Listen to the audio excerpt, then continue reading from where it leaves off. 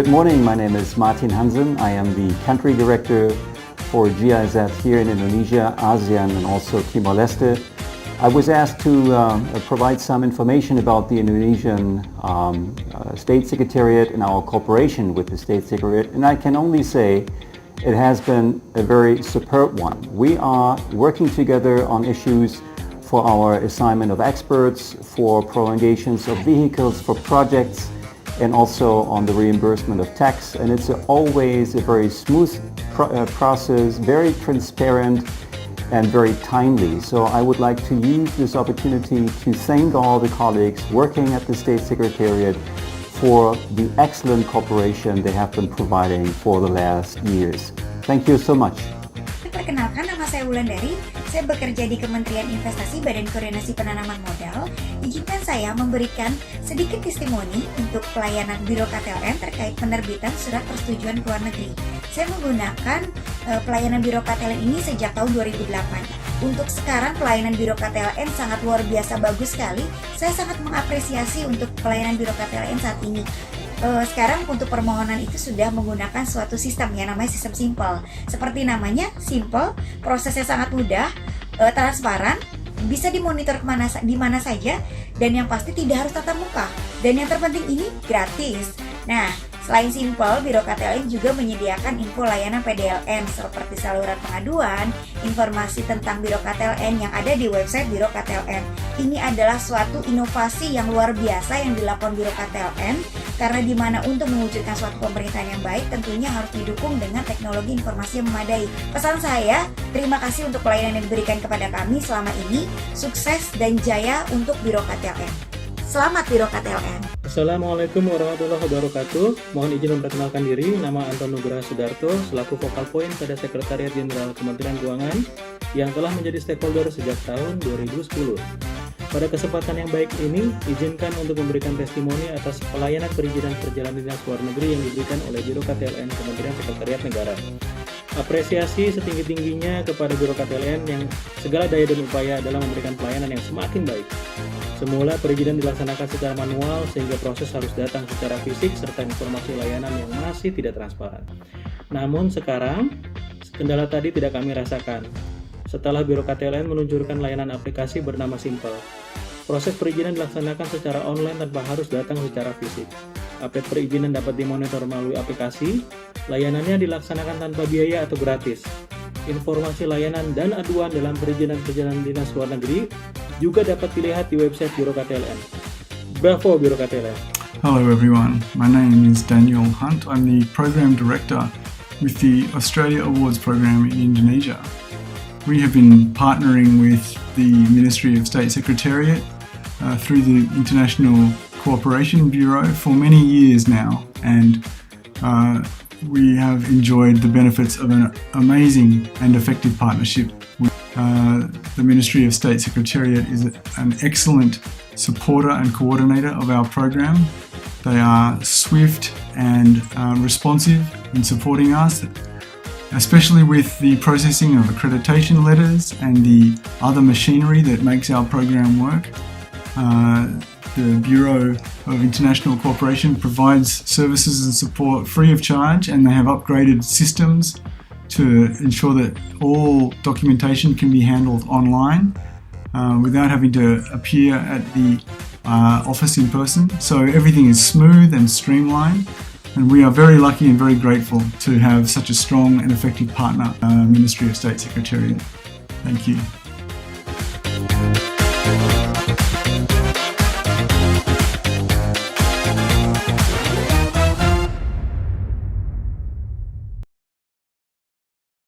Kan juga sedang membangun satu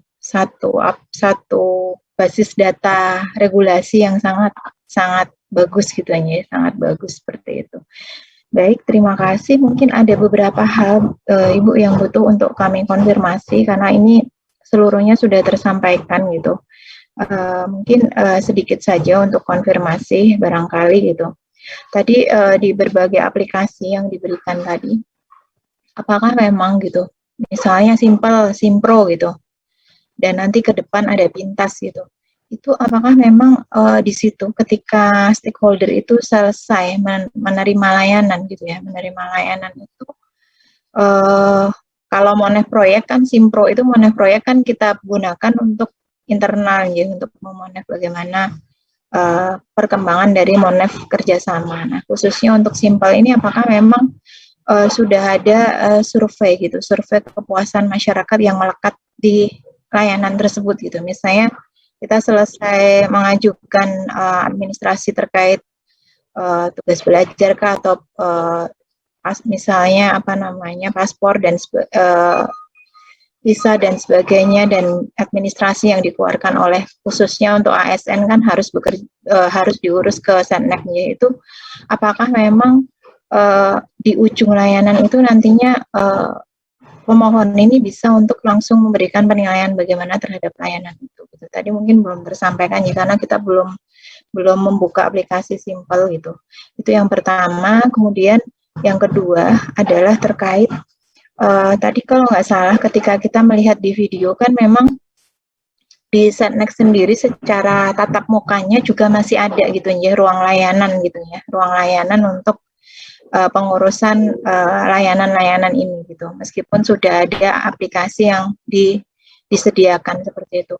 Kalau boleh tahu Ibu, apakah gitu persentase dari orang yang datang langsung mengurus secara manual dengan yang melalui aplikasi Simpel ini, atau hanya mungkin datang itu hanya untuk mengambil hasil layanannya aja gitu ya, hasil berkasnya saja, tapi kan sudah tanda tangan elektronik juga gitu. Mungkin ada berkas-berkas tertentu yang memang harus diambil secara fisik gitu, hanya untuk mengambil itu saja, atau memang masih ada juga yang datang langsung karena belum tahu bahwa sebenarnya sudah ada kemudahan ini, misalnya seperti itu. Itu yang kedua. Kemudian yang ketiga ini, dalam hal ini sebenarnya kan semuanya sudah dijembatani, termasuk dalam memonef proyek kerjasama sudah ada Simpro gitu. Kemudian nantinya untuk pelayanan terkait tenaga ahli asing dan pemberian fasilitas teknik itu nantinya akan ada Pintas gitu. Dan administrasi perjalanan dinas sudah ada Simpel nih. Dalam hal ini apakah masih ditemukan adanya semacam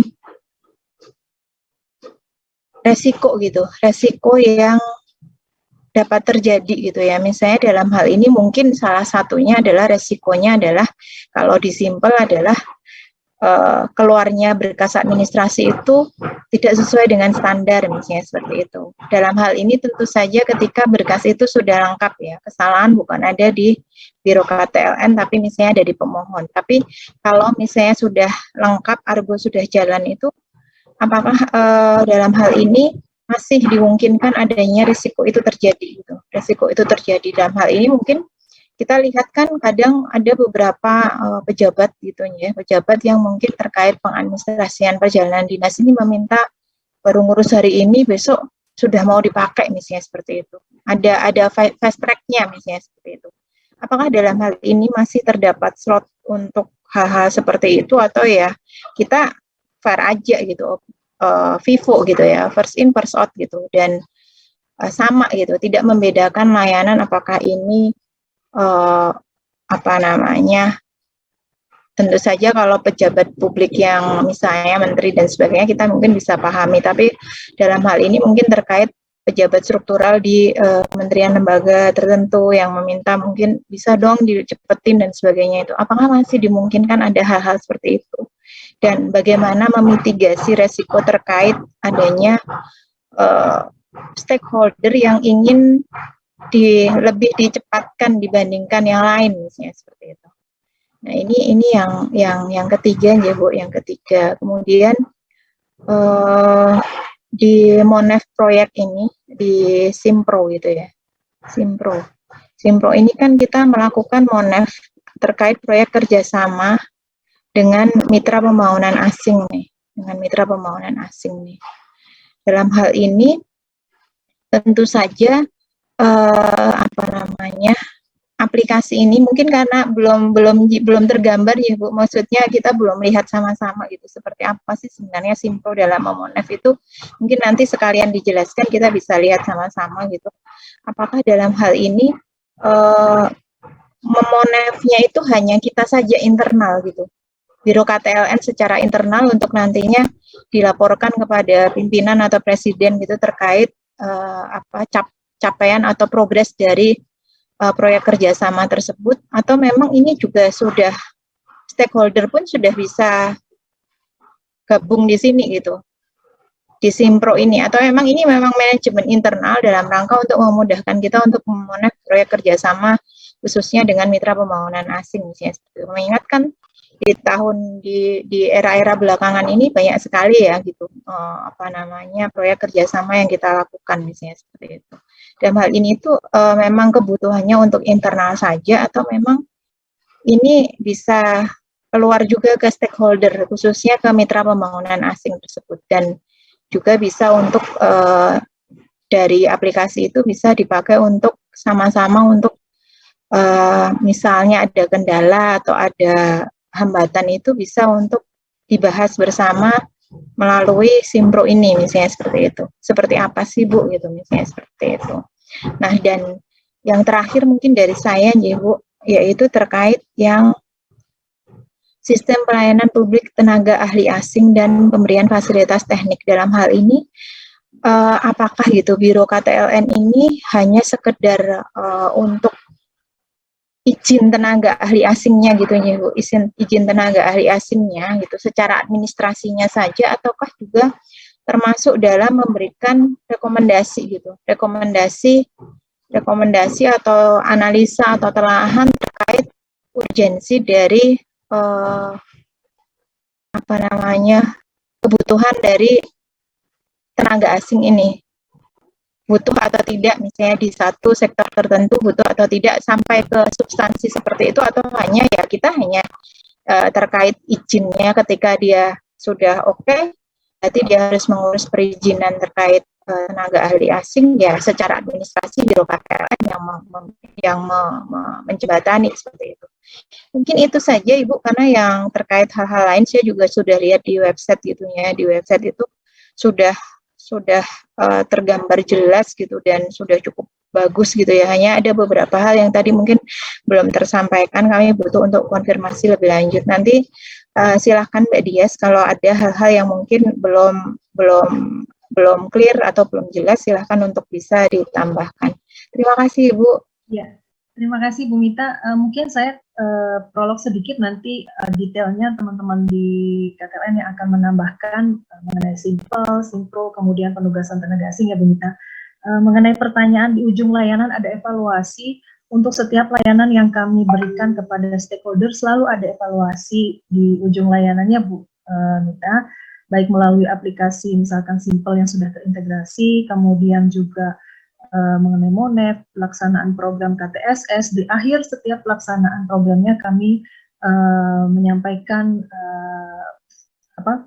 evaluasi, dan bentuknya online karena memang semua kegiatan atau layanan yang kita berikan juga saat ini dilaksanakan secara online.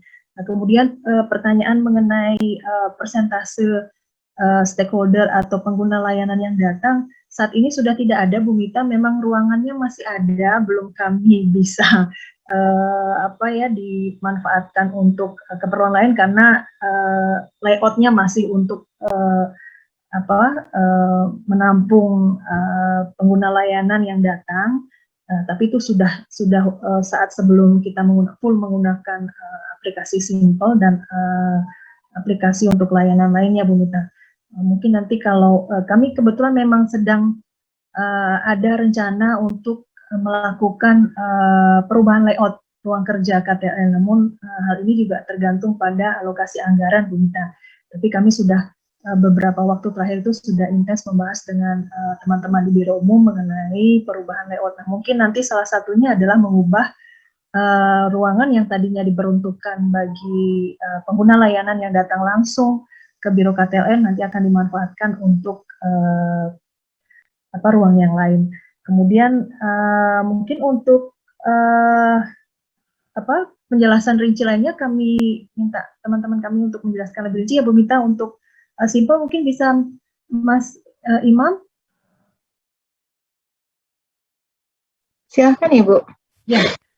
Termasuk itu tadi ya Bu, apakah mungkin dimungkinkan ada fast track untuk pejabat-pejabat tertentu misalnya seperti itu, atau kita ya prinsipnya profesional vivo gitu ya, maksudnya karena kadang kan ada urgensi gitu ya, ada urgensi yang mungkin harus nih besok harus izinnya keluar gitu misalnya seperti itu. Ya. Silakan Pak Imam ya. Dan Bu Prima Santi. Izin share screen saja ya supaya lebih clear, bisa kita lihat bareng-bareng gitu ya. Mungkin kita langsung ke simpelnya saja. Baik, jadi saya untuk menjawab beberapa pertanyaan dari tim dari Menpan tadi, saya coba simulasikan live saja di aplikasi simpelnya, Ibu. Jadi ini adalah halaman utama Simpel ketika sudah login sebagai user internal. Sebenarnya saya tidak bisa menyajikan dari sisi unit eksternal karena memang ada kredensial yang saya tidak punya akses passwordnya gitu. Tapi sebenarnya hampir sama sih dari sisi unit internal maupun eksternal, karena interaksinya kan selalu dua arah gitu, jadi tampilannya akan sama. Jadi prinsipnya di dalam Simpel itu kita sudah mendesain sedemikian rupa supaya menghilangkan sama sekali loh komunikasi di luar sistem gitu ya. Jadi pertemuan tatap muka memang kalau dalam konsep CP itu kan high risk ya untuk adanya tindakan-tindakan atau perbuatan yang akhirnya mengarah kepada ujung-ujungnya penyalahgunaan, karena yang disampaikan tadi semuanya bikin buru-buru prioritas. Nah kalau udah tatap muka nanti ada peluang untuk berdilan akhirnya kan ya, makanya itu yang kita hindari. Jadi kalau bisa kita lihat, mungkin saya simulasikan langsung dari surat masuk saja ya. Kalau surat masuk mungkin agak historinya tidak terlalu terlihat, saya coba lihat yang sudah selesai aja ya. Oh, keburu expired. Itunya tokennya, sorry, 970.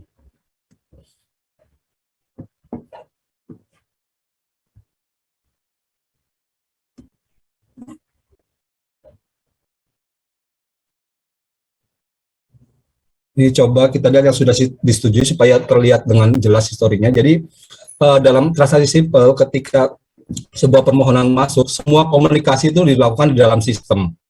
Artinya ketika KL mengajukan permohonan KTLN, yang bersangkutan bisa memberikan catatan langsung jika ada hal-hal yang ingin dijelaskan gitu ya, atau sifatnya misalnya ada kekurangan dokumen atau kenapa dari 10 orang menjadi 5, kita ada penjelasan. Kemudian secara berjenjang analis sampai kepala biro pun bisa memberikan note di dalam sistem ini. Dan ini terbuka untuk semua pihak, artinya secara histori, kalau tadi Ibu bicara, kalau ada yang pegawai misalnya melakukan tindakan nakal, misalnya banyak register yang baru datang kok duluan gitu ya diproses ya. Ini catatan ini juga merekam seluruh timestamp dari transaksi gitu. Jadi ketika ada sebuah register yang masih lama kok ini malah diproses duluan, pimpinan langsung dapat melakukan monitoring gitu di dalam sistem ini gitu. Ini terlihat sekali trackingnya, misalnya ini vokal point mungkin tanggal 8, analis tanggal 8 diproses, subak tanggal 9 memproses. Jadi selain untuk memonitor skala prioritas, juga memonitor berapa lama sih diproses di masing-masing step gitu. Jadi bisa dipantau nih, berarti di analis sehari, di kasubag sehari, dan di kabak juga sehari, terakhir di kepala biro. Jadi prosesnya total 4 hari gitu. Nah ini mungkin menjawab juga beberapa pertanyaan terkait tadi apakah sudah ini bisa menjamin kecepatan gitu ya. Nah ini kan kalau secara rata-rata sih hampir-hampir kita nanti bisa lihat kalkulasinya seberapa persen ini. Secara rata perhitungan saya hampir 90% lebih sudah bisa memenuhi standar pelayanan yang kita standarkan, yaitu 3 hari kerja gitu. Kemudian yang terkait fast track itu tadi disampaikan juga, apakah ada prioritas sih untuk hal-hal tertentu. Mungkin kalau secara generalnya sebenarnya surat masuk nih di kotak surat saya itu sudah diurutkan berdasarkan first come first serve konsepnya. Jadi bisa dilihat dari nomor registrasinya, pasti nomor registrasi yang baru ini surat masuk.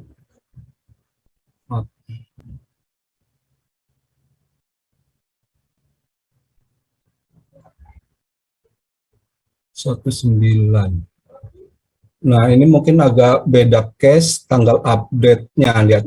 Di sini terlihat update terakhir adalah tanggal 8, maka dia akan berada di posisi paling atas. Sementara yang berkas-berkas terupdate di tanggal berikutnya 11 itu akan berada di urutan bawahnya. Ini jadi sudah secara berurut di cascading ascending berdasarkan tanggal update. Tanggal update artinya apa?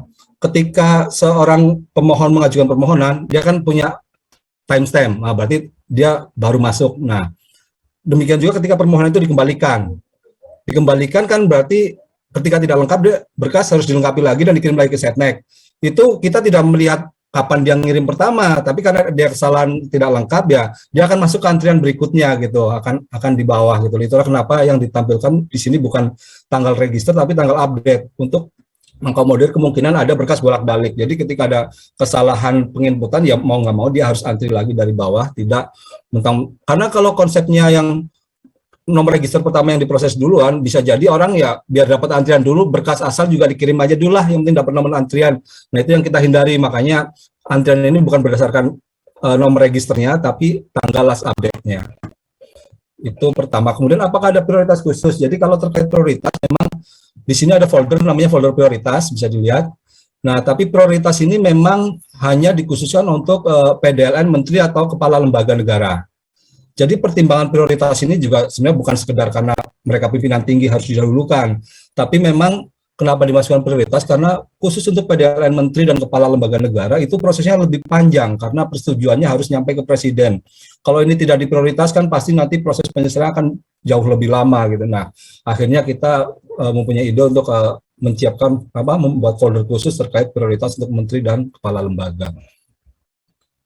Nah, kemudian ketika sebuah berkas dikembalikan pun semua komunikasi itu juga dilakukan melalui sistem gitu, tidak dengan menelpon ke pengguna layanan, oh ini kurang A, kurang B gitu. Bisa saya simulasikan ini permohonan masuk. Nah, misalnya nih saya menemukan ada berkas yang kurang gitu ya di dalam permohonannya. Ini di halaman konfirmasi ini, di sini saya ada dua pilihan, diteruskan atau dikembalikan. Artinya kalau diteruskan, catatan saya adalah catatan yang ditujukan kepada pimpinan, hasil analisis saya. Sementara kalau dikembalikan adalah catatan misalnya ada melengkapi undangan gitu ya. Nah, ini bisa pencet button kembalikan. Dan ketika ini dikembalikan, berkas tersebut akan muncul di unit pemohon di folder dikembalikan. Nah, ini secara histori bisa dilihat saat ini berkas yang dikembalikan totalnya ada 5.000 lebih, jadi memang terlihat sekali grafik transaksinya gitu. Dan ini kenapa sampai 5.000 lebih padahal sekarang masa pandemi, jadi banyak kasus gini loh Bu. Misalnya kita sudah kembalikan karena pertimbangan mungkin dokumen terlalu lengkap atau rombongan terlalu banyak KL yang ketika berkas dikembalikan memutuskan untuk tidak mengirimkan lagi, udahlah batal gitulah, sepertinya nggak mungkin gitu. Ini makanya berkas dikembalikan posisinya cukup besar jumlahnya. Nah, ini yang produk selesai kita jumlahnya ada 14.000 sekian gitu. Kemudian mungkin sekaligus saya bicara terkait inovasi gitu ya, yang di 2021 ini. Mungkin tadi Ibu sempat sampaikan juga, meskipun sudah online pasti suatu saat adalah kendala, misalnya pimpinan sedang jadi tempat gitu ya, pasti layanan juga akan terganggu. Misalnya contohnya hari ini gitulah, Mas Arya kan sedang kunjungan ke Bali gitu, meskipun secara sistem dari Bali pun Bapaknya bisa akses gitu, bisa memproses dari sana, tapi mungkin kalau suatu waktu ada kesibukan yang di sana tidak bisa ditinggal, ada yang kemungkinan tertunda. Karena itulah kita mencoba menggali sebuah sistem baru gitu loh, gimana sih biar beban PDLN yang nilainya cukup besar nih 14.000 sekian itu bisa sedikit berkurang. Akhirnya kita sedang dalam proses pengembangan modul artificial intelligence. Jadi dalam modul A ini ketika ada permohonan masuk, kita berusaha menganalisis kira-kira berkas ini perlu dikaji secara manual nggak sih? Karena sebenarnya banyak permohonan yang sifatnya hanya rutinitas. Misalnya orang mau ikut pelatihan gitu, biaya ditanggung donor. Hal semacam itu kan sebenarnya nggak mungkin dong Seknek mau nolak, ngapain sih orang diklat ditanggung donor kok mau ditolak. Nah, kriteria semacam itulah yang kita bangun, yang bagaimana ketika sebuah permohonan memenuhi kriteria yang kita desain itu, udahlah nggak usah proses manual, langsung terbit saja. analisisnya dilakukan oleh sistem gitu, oleh komputer yang menganalisis. Nah ini tapi belum kita fully implement, baru kita uji coba, pernah uji coba di tahun lalu, kemudian terhalang pandemi agak kita tunda. Namun ini masih dalam proses pengembangan dan udah ada beberapa produk yang kita keluarkan melalui AI, ini bisa disimulasikan. Ini produk real ya, jadi yang sudah kita simulasi sudah ada 60 produk yang keluar dari Simple yang melalui AI ini. Tahunnya rata-rata mungkin 2019 karena memang uji cobanya kita lakukan tahun lalu dan tahun 2019. Mungkin bisa kita lihat salah satu register contohnya ya, misalnya ya, bisa dilihat historinya. Jadi ketika sebuah produk masuk kategori AI, artinya lolos semua algoritma, dia akan terbit dalam waktu 1 kali 24 jam. Jadi kita masih memberi waktu kepada analisis untuk mengintercept. Seandainya, karena ini masih dicoba, wah ini AI-nya nggak bener nih, dalam waktu 1 kali 24 jam, pegawai bisa melakukan intercept proses manual. Tapi jika tidak ada intercept dari pegawai, dia akan terbit otomatis. Makanya ini bisa dilihat misalnya, ini misalnya yang pertama nomor registernya tanggalnya adalah 9 Desember. Harusnya dia akan terbit SP-nya di 10 Desember. Bisa kita lihat. Nah, ini terbitnya di 10 Desember. Hanya 1 kali 24 jam. Ini mungkin kita random di halaman lain. Ini misalnya registernya tanggal 24, berarti konsepnya 25 keluar surat persetujuan. Wow, ini malah same time nih, 24 Juli. Ini memang ada beberapa settingan algoritma yang beberapa kali kita coba gitu simulasinya. Ada yang pernah, karena permintaan Pak Menteri waktu itu 3 jam, ada yang pernah kita trial algoritmanya berjalan 3 jam, makanya akan keluar di tanggal yang sama gitu. Tapi berdasarkan evaluasi terakhir sih akhirnya kita putuskan untuk 1 kali 24 jam, karena jika 3 jam tuh untuk analis melakukan review secara fast track itu agak berat gitu ya. Mungkin sampel lain 15 Juli, suratnya terbit di 16. Jadi akhirnya mayoritas kita putuskan untuk 1 kali 24 jam. Dan ini sebenarnya secara sistem sudah ready, tapi memang kita masih evaluasi lagi algoritmanya gitu, karena saat ini kan pandemi bebannya tidak terlalu berat, jadi kita tidak hidupkan dulu nih AI, jadi sambil masa pandemi sambil kita kembangkan lagi algoritma di dalamnya. Kemudian terkait mungkin tadi apakah berkas bisa selesai dengan on time dengan sistem ini gitu ya, kita juga sebenarnya ada reportnya. Mungkin Mas Dani bisa membantu karena ini area admin, apakah bisa dari menu user atau harus dari admin ya Mas Dani yang laporan itu? Laporan rekap penyelesaian.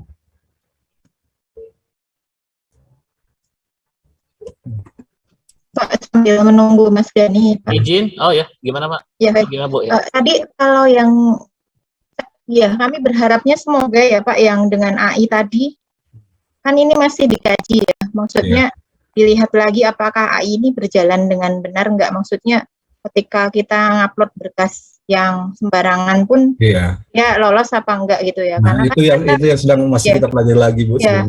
Ya, karena kita belajar dari yang ini Pak, yang apa namanya OSS itu Pak, OSS itu banyak yang ternyata ngupload sembarangan, tapi oleh sistem verifikasinya itu karena verifikasi mesin ya, AI ya, jadi akhirnya ini apa namanya terbit sebuah izin, tapi sebenarnya harusnya nggak terbit misalnya seperti itu.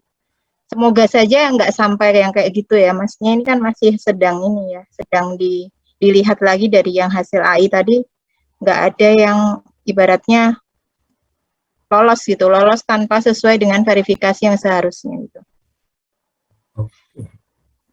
Jadi mungkin saya belum bisa menyajikan, mungkin beralih ke yang lain dulu, topik lain, tapi di Simple itu nanti ada suatu tabel yang bisa menyajikan secara dalam bentuk matriks gitu ya. Satu permohonan selesai dalam berapa hari, mungkin itu perlu juga disajikan untuk monitoring gitu ya, bagaimana pimpinan mengawasi. Tapi mungkin nanti Mas Dani sambil menunggu Mas Dani prepare mungkin bisa beralih ke yang aplikasi lain Mbak Prima.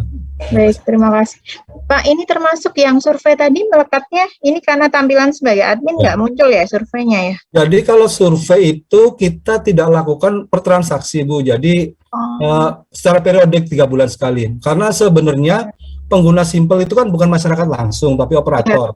Kalau operator setiap selesai transaksi kita survei juga kayaknya mubazir, karena yang kita tanya kan dia saja gitu ya. Jadi kita modelnya periodik, 3 bulan sekali kita survei gitu. Mungkin kalau terkait laporan hasil surveinya nanti Mbak Dina yang bisa menyajikan. Tapi di dalam sistem pun mungkin nanti Mas Dani bisa menyajikan. Di dalam Simple juga kita baru nih develop bahwa surveinya itu di dalam Simple-nya. Kalau yang selama ini dilakukan kan surveinya dilakukan melalui fitur lain, misalnya Google Form gitu ya. Nah, di versi baru ini kita sedang develop bahwa di sini ada modul survei namanya. Tapi kalau di user seperti saya tidak ada. Tapi kalau admin seperti Mas Dani dia bisa create survei gitu untuk survei pengguna layanan. Ya, baik, terima kasih Pak. Mungkin bisa sedikit ke ini Pak, Simpro Pak, sekilas saja. Simpro ada yang in charge nggak ya? Simpro ada yang hadir? Atau mungkin digambarkan secara ininya sistem monefnya seperti apa sih gitu, apa-apa? Mungkin saya sekilas, tapi saya hanya melihat dari sisi kami selaku developer ya, karena kalau Simpro ini kan yang menggunakan orang-orang dari tim project gitu ya, tapi mungkin saya sajikan saja sekilas gitu ya. Simpro kan intinya ini adalah sebuah sistem informasi yang berisi database project-project kerjasama tim luar negeri. Jadi ini sifatnya hanya informasi satu arah. Jadi input data itu di kita, namun datanya bisa diakses oleh publik, hasil reportnya gitu. Misalnya ini saya akses sebagai publik, ada 2 Simpro, KTSS dan KTLN, hampir sama. Simpro KTLN itu sifatnya yang tenaga asing masuk ke Indonesia dalam rangka alih pengetahuan. Sementara KTSS berisi data orang asing yang datang ke Indonesia untuk menimba ilmu di sini justru. Saya coba lihat yang Simpro KTLN saja. Nah, ini kita di Simpro ini langsung bisa melakukan mapping tenaga ahli itu di suatu daerah ada berapa orang yang saat ini sedang aktif gitu. Seperti bisa kita lihat nih, mayoritas tenaga ahli tentunya ada di Jawa karena memang padat nih, ada 2000 sekian gitu.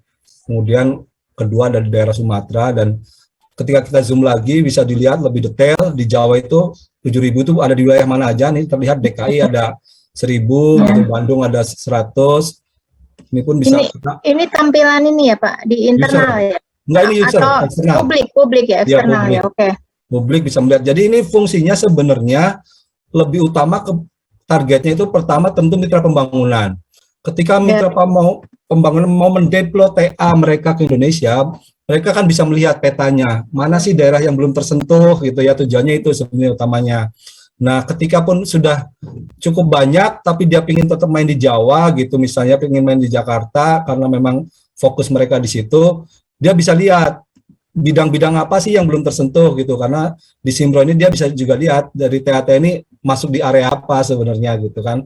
Bisa aja di Jakarta udah banyak, tapi yang terkait lingkungan hidup belum ada, mungkin ada donor yang ingin masuk di situ. Nah, itulah salah satu tujuan utama.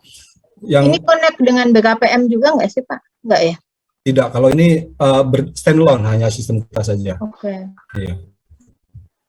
Ini pertama, kemudian tujuan sekundernya tentu buat biasanya terutama yang ingin melakukan research lah ya, baik itu mahasiswa maupun dosen yang ingin melakukan research tentang proyek-proyek kerjasama teknik luar negeri bisa juga memanfaatkan ini. Tapi jelas tujuan utamanya terutama untuk mitra pembangunan monitoring, dan sisi pemerintah juga untuk memonitor itu ketika ada donor kok main di Papua terus gitu ya, bisa kita ingatkan lah, kok nggak ada daerah lain apa yang menarik ibaratnya gitu kalau dari sisi internal. Nah, ini tampilannya hampir sama yang ada di layar, cuma ini view jika kita ingin melihat dari sisi lain, bukan mappingnya tapi menggunakan bar chart misalnya berdasarkan isu apa yang paling besar misalnya nih. Ternyata TA kita di Indonesia itu lebih banyak main di area isu kesehatan gitu. Kemudian terkait lokasi yang tertinggi udah terlihat juga di sini DKI Jakarta, kalau melihat map itu sudah ada bar chart-nya juga. Nah, ini secara umum. Namun ketika ada proyek yang belum masuk di dalam Simpro, ini memang yang saat ini terjadi yang bisa menginput hanya staf KTLN, donor itu tidak bisa. Namun kita kan sedang mengembangkan Pintas ya untuk portal tenaga asing. Sebenarnya di Pintas itu sebenarnya tenaga asing ketika masuk ke Indonesia itu kan bisa dalam rangka sebagai staf kantor, bisa juga tenaga asing masuk dalam rangka untuk melaksanakan proyek. Nah, inilah kemudian nanti di Pintas itu kita akan coba integrasikan antara Simpro dengan Pintas. Jadi ketika seorang TA akan ditugaskan di Kalimantan dalam rangka proyek, pasti kan ditanya proyeknya apa. Nah, nama proyek itu nggak akan create di Pintas, tapi mengambil dari Simpro. Apa tujuannya? Supaya memaksa ketika data Simpro belum update, nanti mitranya harus melakukan updating data gitu loh. Jadi di form Pintas nanti kita sediakan form updating data Simpro yang bukan lagi oleh pegawai KTLN tapi dilakukan oleh mitra rencananya itu. Jadi nanti harapan kami dengan Pintas jalan, Simpro pun akan lebih real time updating data-data di dalamnya. Saya kira itu untuk Simpro. Terima kasih. Apakah izin Pak, apakah ke depannya gitu Pintasnya ini juga nanti bisa kok bayangan saya ini harusnya bisa ini ya, integrate dengan Kementerian Investasi ya? Enggak? Kalau Sintas sebenarnya integrasinya nanti bukan investasi Bu, tapi dengan Kementerian Luar Negeri dan Dijen Imigrasi. Oh, jadi terkait izinnya ini ya? Visa dan izin tinggalnya. Jadi mereka masuk. Itu sebenarnya yang paling dekat kita jajaki. Bahkan Simple pun sebenarnya kita sedang ongoing integrasi dengan Kementerian Luar Negeri. Karena nanti kalau orang izin luar negeri ujung-ujungnya mengajukan paspor. Selama ini kan Pesennek aplikasi sendiri, ke Kemlu aplikasi sendiri. Dan untuk persiapan itu sebenarnya Sennek sudah membangun API-nya. API itu sebuah software yang menjembatani antar aplikasi ya. Sennek sudah ready, sudah 2 tahun lalu malah kita ready, tapi Kemlu masih agak tertunda karena memang Kemlu lebih mengutamakan integrasi dengan SIMKIM dulu. Karena Kemlu kan sedang mengusulkan untuk paspor elektronik. Yeah. Nah, kalau paspor elektronik Kemlu belum integrasi dengan SIMKIM, nanti Gubernur Papua kalau mau bikin paspor dinas harus ke Jakarta, nanti kan repot. Makanya integrasi dengan SIMKIM itu dulu ya. Itu agak dibelakangin, menyelesaikan dengan SIMKIM dulu. Oke, baik. Yeah. Baik, terima kasih atas penjelasannya, clear ya Pak, bahwa nantinya memang Pintas ini akan integrasi dengan Simpro, dan kalau dulunya Simpro itu yang updating data dari Biro KTLN, nantinya mitra ini bisa update dulu ya sebelum ke Pintasnya gitu ya. Terima kasih. Mbak Dias, ada yang butuh untuk Pak masukkan ya Pak, nantinya kalau misalnya ini surveinya bisa untuk melekat di sistemnya ya? Ya, dibandingkan mungkin memang iya gitu, misalnya yang mengurus misalnya terkait yang simpel ya, pasti yang orang-orang itu saja yang berhubungan dengan simpel ini, tapi bisa jadi kan kalau misalnya kita bisa melihat bahwa mungkin orang itu tidak harus misalnya menguruskan, kan juga tidak setiap permohonan kan satu ini pasti meliputi beberapa orang misalnya, seperti itu kan bisa tetap lebih tergambar gitu Pak, lebih lebih tergambar bahwa memang setelah selesai melakukan permohonan dan selesai mendapatkan layanan itu langsung bisa misalnya memberi rating kah atau bertransaksi berarti ya. Iya. Ya, sebenarnya sih memungkinkan aja sih, karena sebenarnya gini Bu, bahkan kita bisa meraih bukan hanya operator. Jadi ketika sebuah permohonan selesai, sebenarnya kita kan ada notif email ke baik ke operator maupun ke orang yang akan berangkat justru. Sebenarnya di situ bisa aja sih, itu sederhana, kita create link ke Google gitu ya, Google Form gitu, bahwa ini ada surveinya, lo silahkan isi. Itu sebenarnya secara sistem dalam 1-2 hari juga bisa develop, tapi pertimbangan saya itu ya setiap transaksi harus itu, tapi kalau memang itu dinilai memang itu lebih baik, sebenarnya bisa saja sih kita implementasi.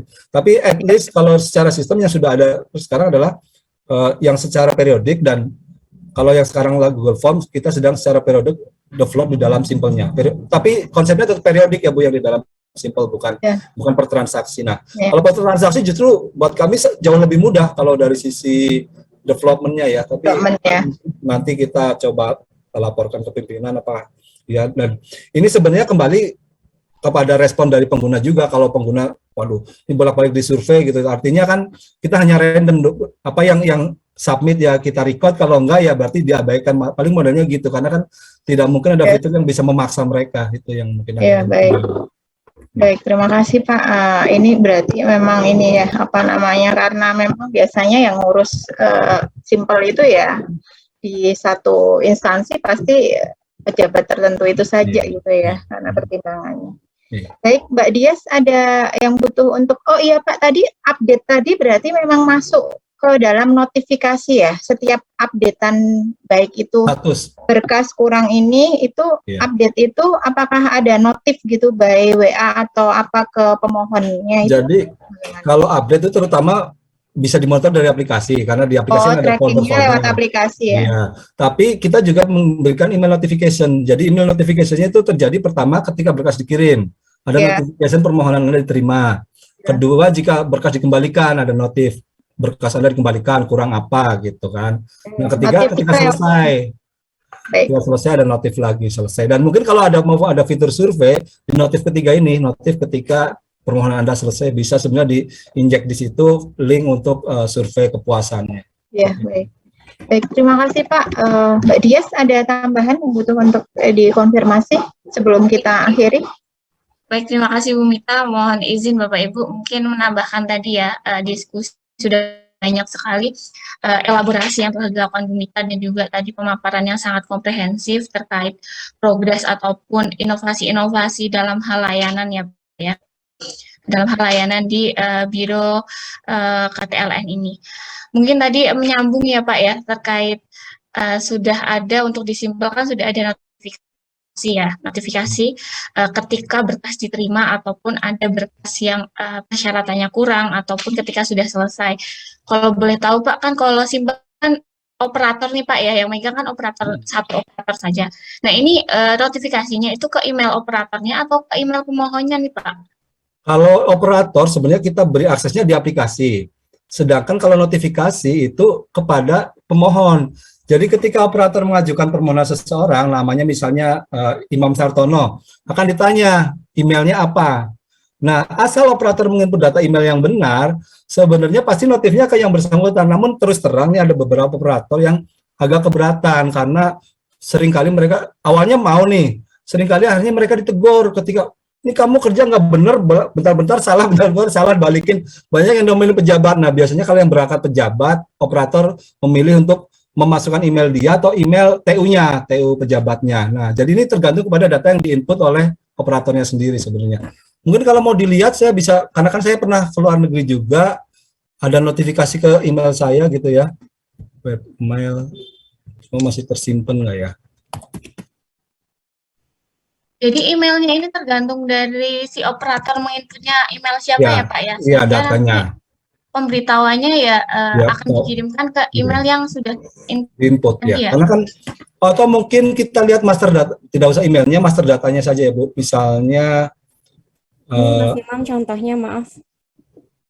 ada ya bisa share, ada yang bisa share ya? Ya ini contohnya. Ya, silakan.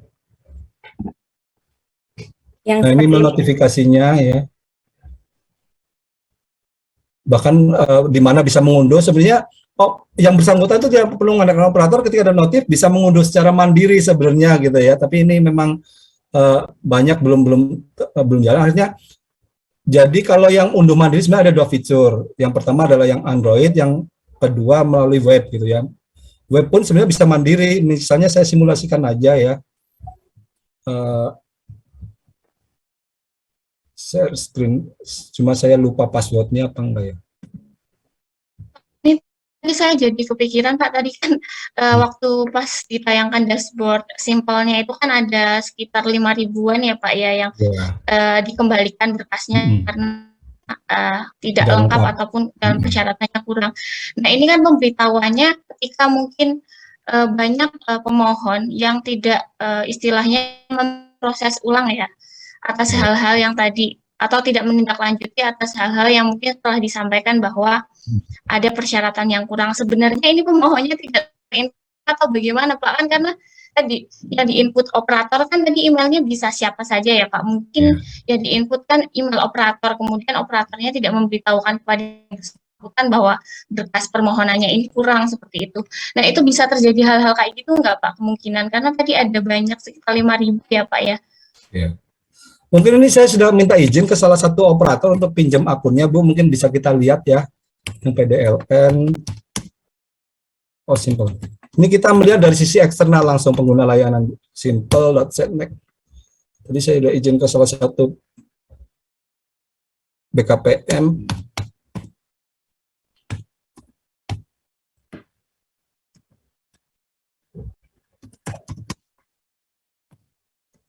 password temporary, nanti yang bersangkutan bisa ganti lagi.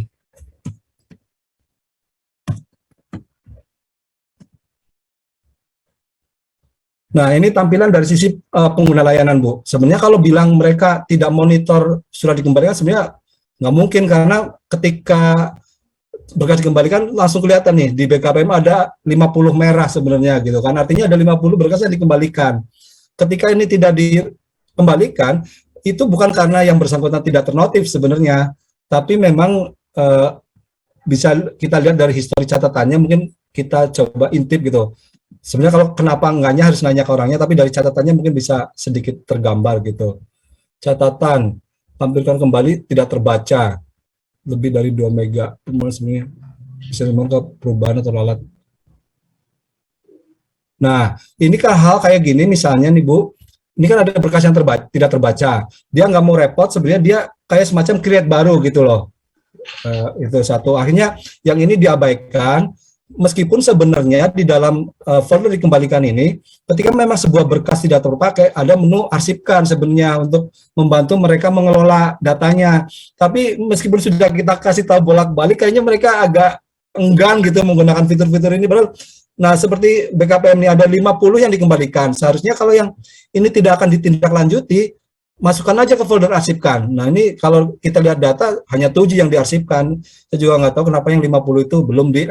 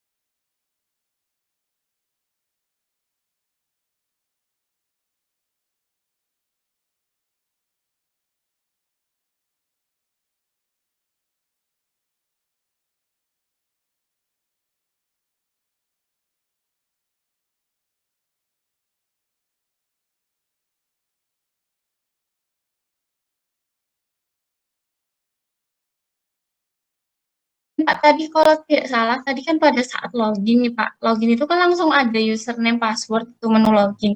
Nah, untuk para operator baru ini,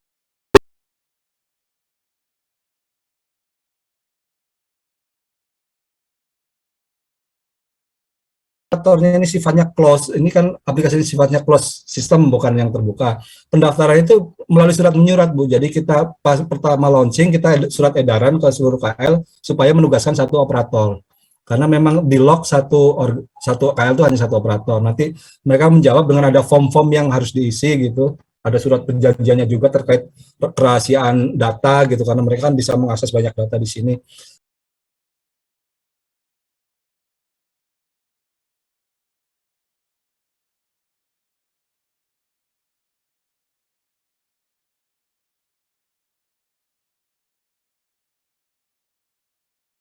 Yang berganti karena pindah jabatan, nah itu melalui helpdesk. Nah, helpdesk-nya bisa dilihat di sini. Nah, kita sudah sampaikan alamat ini. Jadi terkait support baik terkait penggantian operator dan lain-lain melalui fitur email ini, simple SMS, termasuk jika ada keluhan-keluhan gitu. oke baik Pak. Berarti memang untuk pendaftaran pertamanya secara resmi bisa ataupun by email simple@satnek.go.id ya Pak ya. Dan ketika ada penggantian pun harus ada surat tugas baru juga dari KL-nya. Jadi tidak boleh seseorang secara pribadi ya Pak ya di masing-masing instansi. Iya. Baik Pak, kalau itu kan untuk pengajuan surat PDLN kan permohonan awalnya kan memang via simple nih Pak. Nah, kalau untuk perpanjangan nih Pak, perpanjangan, pembatalan dan juga perubahan misalnya Pak, perubahan penugasan itu juga diakomodir di simple atau di sini di menu layanan bisa dilihat Bu. Ini baru itu adalah untuk permohonan baru, sedang di bawahnya adalah perpanjangan atau ralat gitu, dan yang terakhir terkait pembatalan penugasan. Jadi kita sudah fully seluruh layanan itu sudah di online kan, tidak ada lagi larat di luar sistem. Ini memang baru juga pas launching awal hanya permohonan baru yang diakomodir. Ini baru dari 2017 yang baru, yang itu 2019 yang fitur ralat dan perpanjangan. Tapi sekarang sudah fully online semua. Baik, jadi sudah diakomodir di satu sistem tadi ya Pak, karena Ya. kan tadi kita nggak bisa login sebagai, istilahnya mau melihat tampilan awal sebagai usernya kan nggak bisa ya Pak ya, karena ya memang aksesnya terbatas di masing-masing operator instansi. Jadi memang sudah diakomodir 3 layanan tadi ya Pak, Ya. dari permohonan awal, kemudian pembatalan maupun perpanjangan ya, atau perubahan. Bahkan ketika perpanjangan misalnya kita klik di sini gitu, ini sifatnya bukan menginput baru Bu, tapi misalnya register mana sih yang akan kita ralat gitu, tinggal dicari, langsung view, itu nanti kita tinggal mengedit data lamanya saja, tidak perlu mengetik permohonan baru gitu. Misalnya cuma namanya orangnya yang berubah dari atau tanggalnya yang berubah, tinggal edit di mana yang terjadi perubahan gitu. Tidak harus input data secara manual lagi satu persatu. Jadi sudah. Kalau perpanjangan dan ralat itu perlu verifikasi lagi nggak dari KTLN-nya? Iya, tetap nanti di dalam proses pun di PDLN internal pun ada. Mungkin saya simulasikan aja langsung ke internal lagi. 115762. Dan itu standar waktu baik untuk permohonan verifikasi permohonan awal, perpanjangan ataupun pembatalan sama ya Pak, 3 hari kerja? Sama, iya 3 hari. Nah, ini mungkin di dashboard bisa terlihat. Nih, statusnya bisa dilihat jenis permohonan baru atau ralat gitu. Ada labelnya sebenarnya. Nah, ini kan ada ralat nih, permohonan ralat. Gitu. Jadi, semuanya tetap secara urutan prioritas masuk ke antrian yang sama, baik itu baru maupun ralat. Jadi, kita hanya membedakan di label status jenis permohonannya saja. Oke, baik Pak. Sudah tergambar ya Pak ya, tadi ternyata sudah sangat komprehensif sekali sistemnya, mengakomodir dari semua layanan dan juga baik untuk internal maupun untuk eksternal ya Pak ya. Kemudian terkait Pak, kalau boleh tahu, mungkin tadi ada salam KTLN ya, terkait pengaduan ya. Kalau boleh tahu, selama ini, tadi kan memang sudah sistemnya sudah online semua dari tupoksi yang diakomodir di Biro KTLN ini, memang semua layanannya sudah online dan ada beberapa yang ongoing ya, sedang proses dalam membuat layanan berbasis online. Dan kemudian kalau boleh tahu sejak adanya ataupun migrasi ke online ini, tadi ada layanan aduannya Salam KTLN itu, kalau boleh tahu Bapak atau Ibu, pengaduan yang paling banyak nih yang masuk ke Biro KTLN kayak layanan nih apa? Mungkin bisa paling banyak presentasenya dan seperti apa sih proses penanganan pengaduannya? Jadi baik, mungkin saya jelaskan dulu Bu. Jadi kanal pengaduan kita sebenarnya bukan hanya Salam KTLN, itu hanya salah satu kanalnya gitu. Kalau kanal Salam KTLN bisa diakses di website Biro KTLN nih. Di sini ada menu pengaduan Salam KTLN. Wah, ini kenapa error, nanti dicoba dulu Mas Dani ya. Tapi intinya sebenarnya ingin saya sampaikan bahwa kanal itu ada satu Salam, satu yang manual box, yang ketiga ada helpdesk yang tadi simple@setnek.go.id. Jadi dari evaluasi kami dari 3 kanal ini, yang lain tuh hampir vakum, nggak ada yang masuk, baik yang di ruang loket maupun yang Salam itu orang nggak enggan. Justru orang lebih prefer yang melalui email tadi. Jadi lebih banyak pengaduan maupun pelaporan itu melalui email, dan kebetulan pengelolaannya ada di sini Mas Dani, mungkin bisa disampaikan posisi saat ini bagaimana proses pelayanan di helpdesk simple. Terima kasih.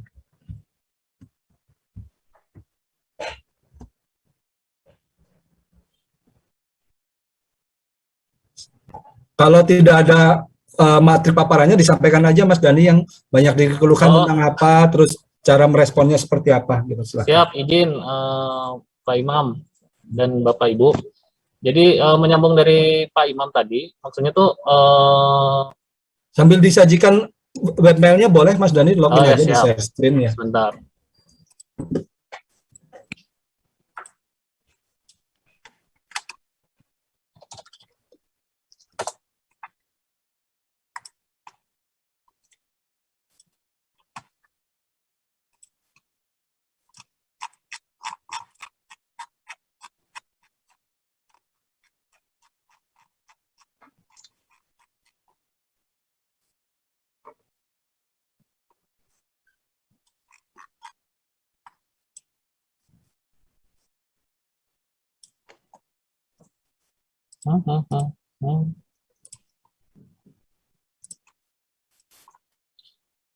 Izin Bapak Ibu bisa dilihat kan ya?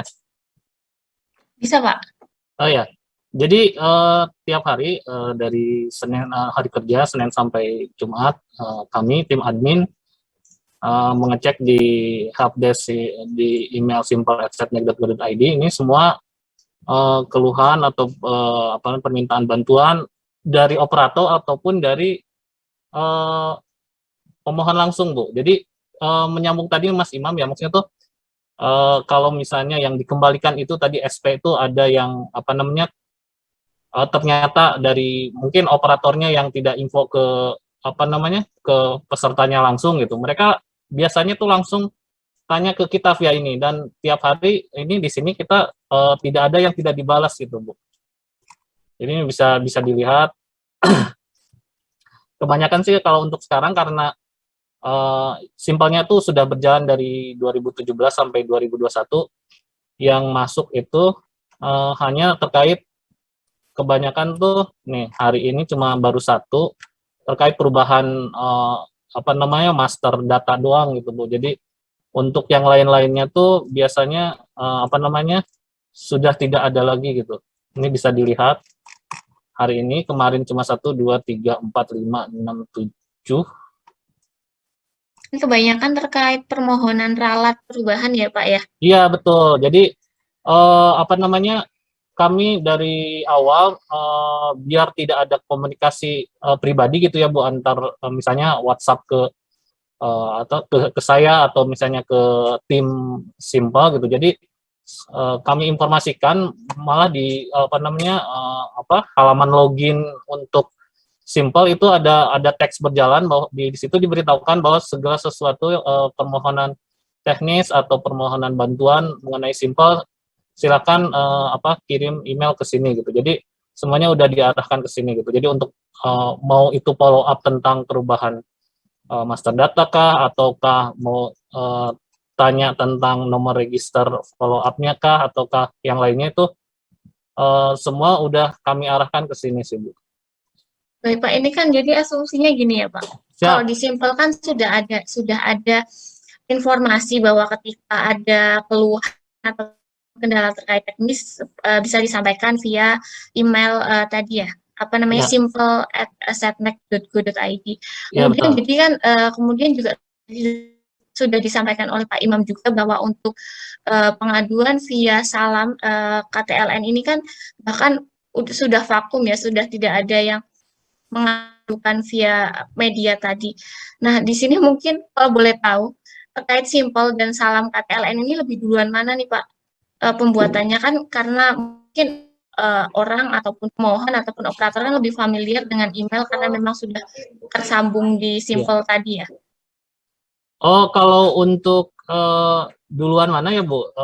Harusnya sih duluan Simple, Bu, karena kan Simple di launching 2017 itu plus layanan helpdesk-nya simple@setnek.go.id gitu kan. Baru setelah itu salam KTLN keluar, dan sebenarnya untuk peruntukan salam KTLN itu lebih luas, Bu. Jadi bukan hanya pengaduan mengenai Simple atau perjalanan dinas luar negeri. Jadi terkait seluruh pelayanan yang dikeluarkan oleh KTLN, baik itu tenaga asing ataupun yang lainnya gitu. Jadi kalau untuk Simple itu emang lebih fokus ke tentang sistem informasi perjalanan dinas luar negeri atau permohonan PDLN saja gitu, Bu. Jadi biasanya kalau waktu itu masih ada yang kirim ke salam dari admin adminnya salam itu, mereka kalau misalnya terkait Simple akan forward ke kami ke emailnya Simple gitu, dan kami langsung jawab dari sini gitu. Seperti itu sih. Baik, jadi memang salam itu dibuat untuk mengakomodir aduan dari semua layanan ya, Pak ya? Ya, betul. Ya. Dan kalau khusus Simple sebenarnya karena Simple pengaduan hampir nggak ada, email yang masuk sebenarnya mungkin bisa saya tambahkan tadi yang terkait misalnya permohonan master data, tapi yang atas lagi Mas Dani. Ya. Atas. Justru banyak juga orang menggunakan fitur ini untuk menanyakan progres sebenarnya, meskipun sebenarnya bisa diproses. Betul. Misalnya ada contoh di atas tadi, dan lihat Yang permohonan register berapa tuh di bawah? Permohonan ini nih, SIMA, yang SIMA. Ke atas lagi aja, Dan. Nggak usah di. Oh, ini nih. Nah, itu ya. Banyak justru yang lebih banyak menanyakan status permohonan nomor register ini kok belum terima gitu, mengadunya lewat sini biasanya. Iya, betul. Ini berarti karena operatornya tidak menginfokan ke yang bersangkutan ya Pak ya berarti? Ya, biasanya yang bersangkutan langsung email ke kami. Karena kalau setiap sosialisasi di KL gitu ya, kan yang datang bukan hanya operator. Kadang unit-unit kerja juga hadir. Kita selalu menginformasikan bahwa kita punya kanal simple ini. Jadi yang email ke kita tidak hanya operator, kadang juga biasanya bukan yang bersangkutan tapi koordinator di masing-masing satker. Karena biasanya setiap dirjen kan juga ada PIC-nya sebenarnya kan yang mengurus ini. Biasanya yang banyak kontak ke kita itu PIC di dirjen-dirjennya. Kalau menanyakan progres gitu.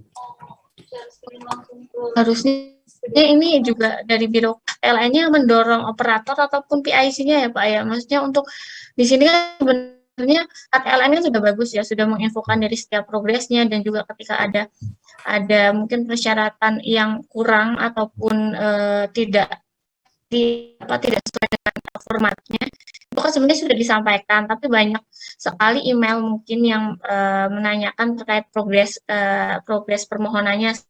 Ini kan sebenarnya kesalahannya bukan di Biro KTLN-nya, tapi di operator masing-masing instansi ya Pak ya. Mungkin ada strategi khusus nih Pak buat mendorong para ataupun PIC koordinatornya nih untuk bahwa perlu kerjasama dan juga peran aktif dari masing-masing operator ataupun koordinator di masing-masing ya Pak ya untuk memberitahukan terkait progres dari permohonan itu sendiri, permohonan dari yang bersangkutan seperti itu. Baik, jadi kalau terkait ini sebenarnya dapur KL gitu ya ibaratnya ya, kita kan agak juga sulit, terlalu berat untuk memaksakan seorang operator apalagi yang beban kerjanya tinggi untuk memberikan pelayanan prima kepada pengguna langsungnya gitu ya, ibaratnya banyak juga lah Bu keluhan dari pengguna yang KL-nya diminta informasi aja operatornya nggak mau jawab gitu loh, ibaratnya susah gitu, banyak keluhan juga masuk ke kita gitu.